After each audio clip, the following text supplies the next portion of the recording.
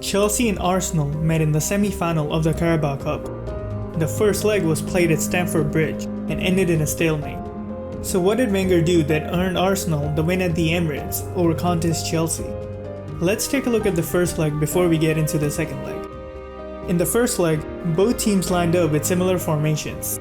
Both teams looked 3-4-3 on paper, but were actually 3-5-2. For Arsenal, Iwobi had a free role. On the right wing, Bellerin would become the widest player, which allowed Iwobi to cut inside and roam freely. Fabregas would mark Iwobi, as Fabregas himself had a free role in this match. These two players could be seen all around the pitch, most of the times marking each other.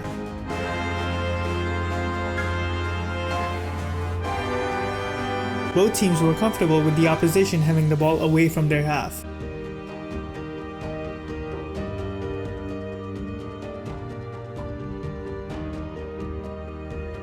This eliminated a lot of space for both teams to work with.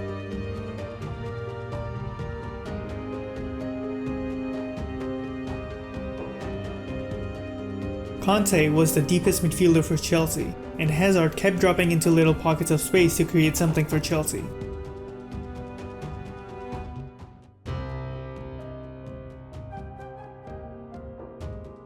Fabregas was going afield quite a lot.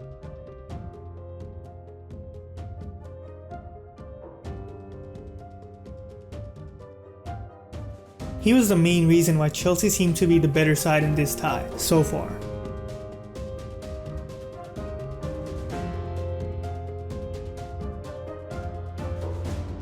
Another player that was causing Arsenal a lot of trouble was Azpilicueta. Remember the 2-2 game that took place not too long ago? If not, then check out the link in the description. In that game, Wenger tasked Sanchez to stop Azpilicueta from receiving the ball in space. That worked really well for them, as Azpilicueta could not get involved in the attack a whole lot. In this game, Azpilicueta had no one to mark him, which often resulted in him taking his time to pick out his target.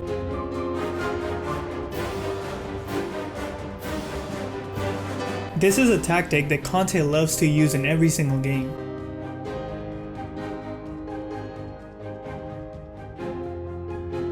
And came really close to scoring using the same tactic in this game towards the end of the first half.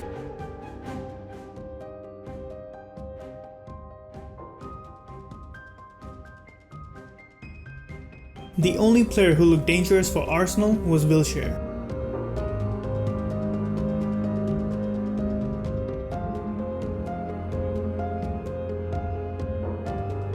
He was easily Arsenal's best player in the first leg.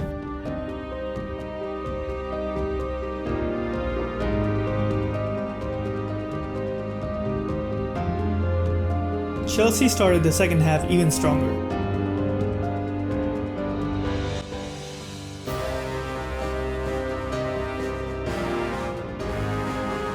And came close to scoring the first goal of the game.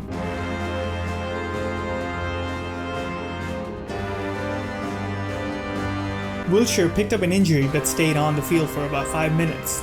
During these 5 minutes, it seemed like Chelsea really wanted to score a goal, as they kept on threatening Ospina's goal.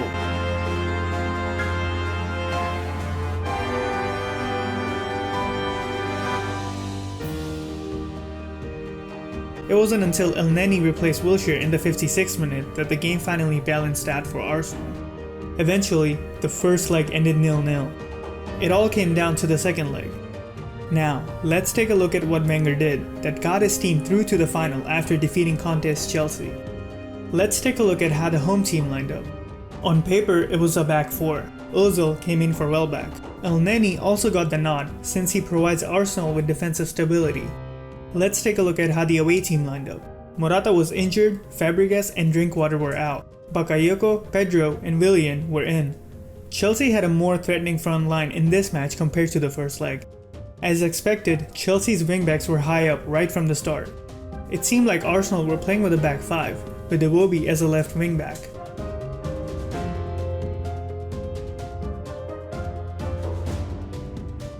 However, Alonso stayed back, which dragged away Bellerin from his right wing back position.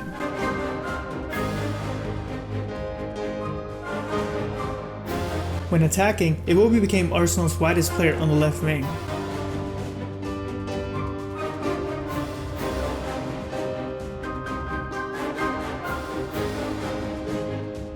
While Ozil was giving the free roll this time around.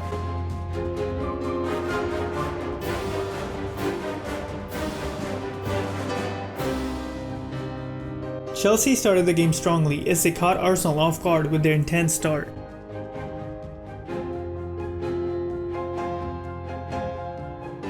Arsenal could not get a breather as Chelsea kept on attacking right from the start. Notice how Azpilicueta still allowed space even after what happened last game. No wonder this happened early on in the game.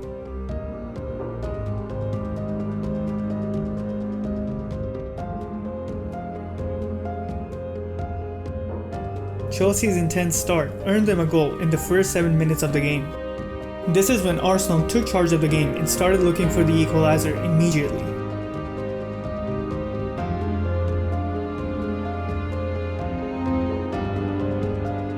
Not too long after Chelsea's goal, this happened.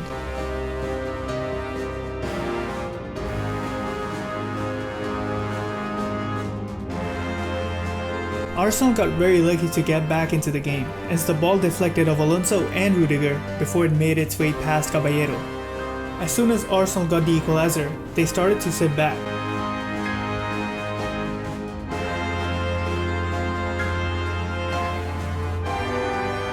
This allowed Chelsea to attack a lot more than before.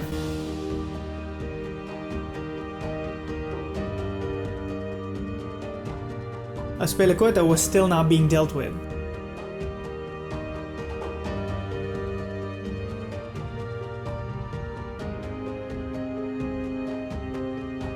It seemed like Chelsea were the better team until Willian had to be replaced due to an injury. Barkley took his place and played in the same position Willian was playing in. This was strange as Barkley is not a wide player.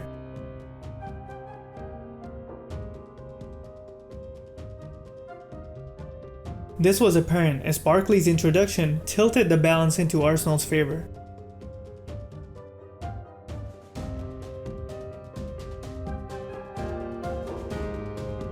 Chelsea were employing a high line right from the start. It took some time, but Arsenal finally noticed it towards the end of the first half and started going over the top to get in behind the defense.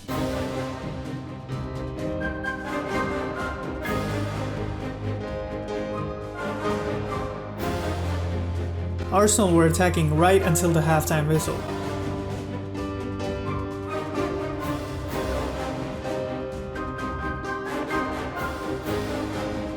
After the second half started, Chelsea were comfortable with sitting back in their own half.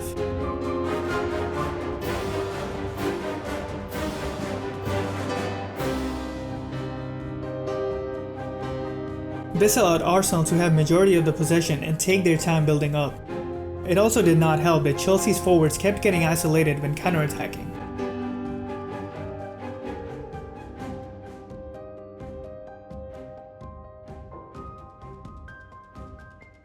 This made it very difficult for Chelsea to get out of their half. Lacazette started coming deep to allow easy ball rotation. Notice how Bellerin drags away Alonso, while Lacazette comes deep to help in the build-up. Arsenal were still going over the top to get in behind the defense.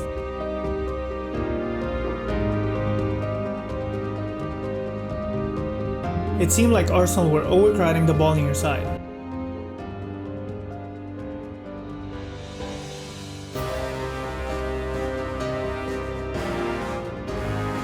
And kept on attacking Caballero's goal.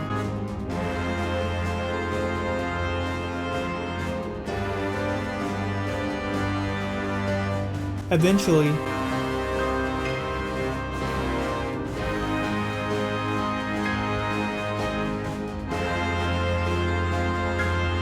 Arsenal again got fortunate as the pass deflects of Rudiger to fall into Xhaka's path. Chelsea kept trying to get their second goal.